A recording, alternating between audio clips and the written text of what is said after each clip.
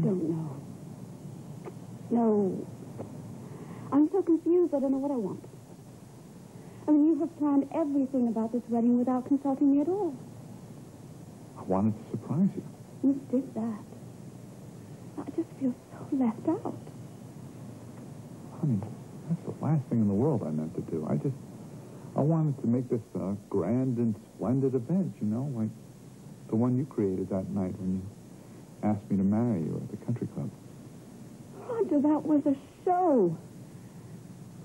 It was meant to be like that, to show off all those horrible people in town who look down their nose at you and me. But this is my wedding.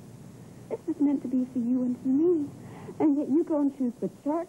For your own reasons, you choose the gown. You even choose who's going to marry us. Leo Flynn, of all people. Roger. He's an old and loyal friend. We don't have many of those. I'm sorry. I made a mess of this, didn't I? I just wanted this to be kind of like a wedding present, you know? Oh, I know. It's just that I have no way of knowing whether or not you are ever going to be able to let go and allow me to make decisions that concern me. You have got to trust me. You've got to believe in me enough to let go of the reins. That's the only way that this will ever work. Okay, look. For starters, I'll smooth things over with the Monsignor. I mean, I'm not going to be able to talk him into marrying us, but look, we'll have the ceremony here as planned. I'll get Leo to keep it simple, I promise. Just the way you'd like. Okay. Oh, come on. I thought you'd left. I came back because this affects me too, Raj. Oh, really? How does this affect you? Well, if your wedding goes down the tubes, my $80 goes with it. $80? What? For fixing the car.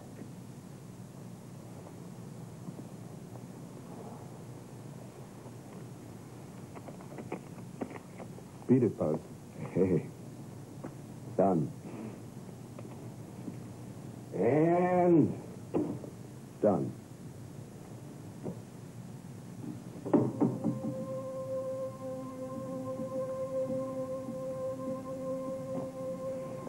It's getting late, darling. Yes, it is.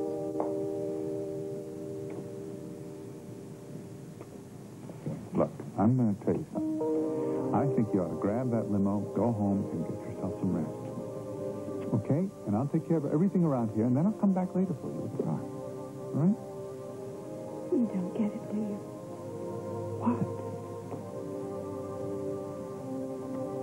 I need to be alone.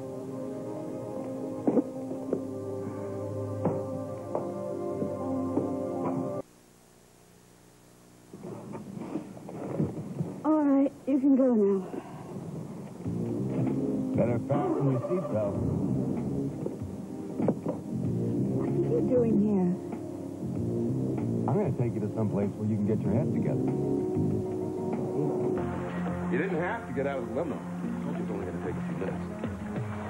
I don't have a few minutes left. Oh, that's right. You're getting married. You're all in a dither. You're as corny as Kansas in August, and about as happy as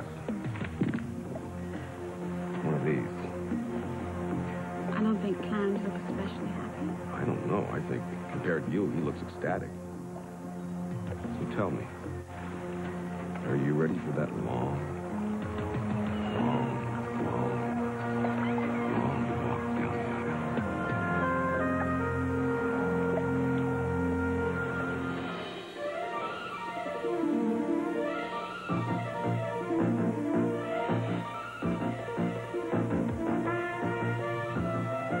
Are you sure that Ms. Bradshaw couldn't have come in without your noticing? Okay, well, when she comes home, please just, tell her I'm sorry. Hey, don't jump the gun, Petula. I'm not done yet. My daughter's cooking for 7 people. We've got to get some more of these suckers. And here I thought that you might have been digging for clams for me. Just to maybe make up for cheating me out of my money, or perhaps you felt badly about your ex-wife or widow attacking me the way she did. Oh, well, Nadine's not usually like that. Just you was telling her something about being deaf. She thought it was a crack about her granddaughter, our granddaughter. Little thing doesn't hear. Oh, I didn't know. Oh, it's going to be okay. It's not permanent. She's going to get an operation in a couple weeks. I'm so sorry. I had no idea. That's what the money was for. Operation cost $25,000. You needed the money for an operation for your granddaughter? Why didn't you tell me? I thought you might be overcome with sympathy. And you know me, I don't take substitutes. When I love somebody, gee whiz, I'd like them to love me back.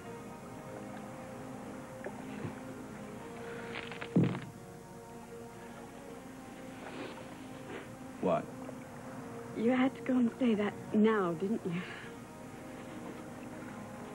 That I love you? Why not?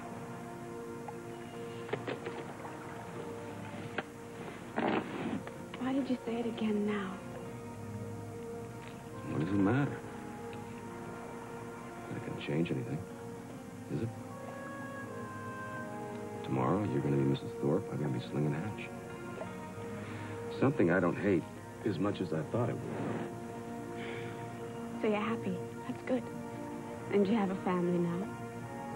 Yeah, I got 'em. For better or worse. I think that's what I'm supposed to say.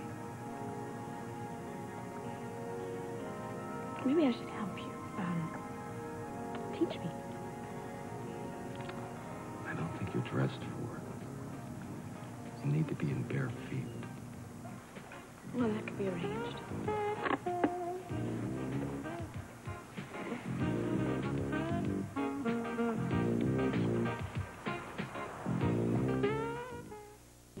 I'm trying to figure out what he supplies that you find so irresistible. I mean, can a guy put together a clam bake? Can he make the moon rise in the sky a little early and look like a pale fingernail? Can he do that? I mean, these things that money can't buy. I know it's hokey. But you need somebody to make you see these things. You need somebody to make you go barefoot and to smell the seaweed and to dig in the sand like a kid. And he doesn't see it in you because he doesn't see it in him. And it makes me sad to think of you going through eternity with a man who doesn't really know you. You know, you're very wrong. Roger knows me very well. You never really believed me, but it's true. You see, he knew how much of my life I've spent hiding away from people. He knows how insecure I've been about myself. And the reason he knows it is because he had a similar life. See, he grew up the same sort of way. And it marks you. It's difficult for some people to understand that. Perhaps very difficult for the happy-go-lucky king, cook of Fifth Street. Is that what they called you? Fry King of Fifth Street. Oh, Fry King. When Roger first met me, you know, he was able to touch my heart. And he gave me everything that I never had. And I had to love him for that. Not only for that, but for being the beautiful, untamable, complicated, wounded creature that he is. Roger and I, we share the same skin and the same scars. Oh, hi. Roger. I was driving by and I saw your limo. Well, your wife-to-be was kind enough to give me a lift. All the best to you. Thank you, Buzz.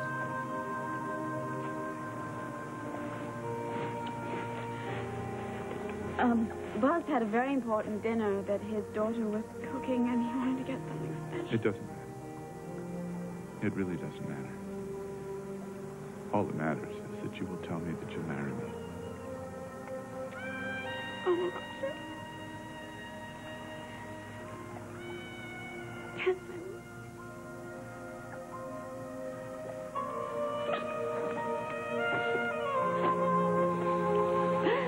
Listen, I was going to wait until after you're married to give you this, but I can't. What is it? Go ahead. Open it.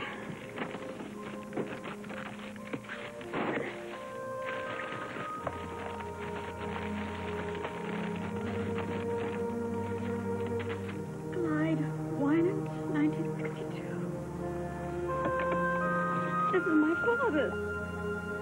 How did you get this? I've had an agent doing research at the patent office who came up with a set of plans registered by your father, but it took us 6 months to find out that the model of his invention had been purchased by a private buyer who later donated it to a museum. And finally, last week we tracked it down. This is so special. To have something that my dad made. How did you find it? How did you find it? I just wish I could have gotten any more, that's all. Roger, this is so special.